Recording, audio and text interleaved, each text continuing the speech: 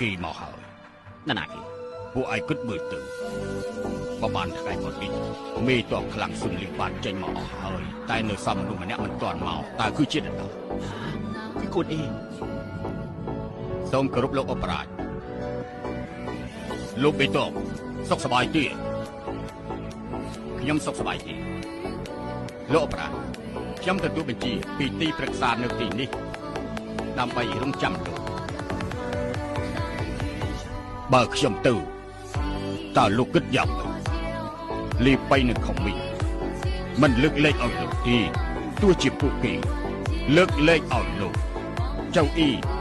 និងសុនឈៀនដែលនៅជាងតុងក៏មិនលើកលែងឲ្យលោកដែរ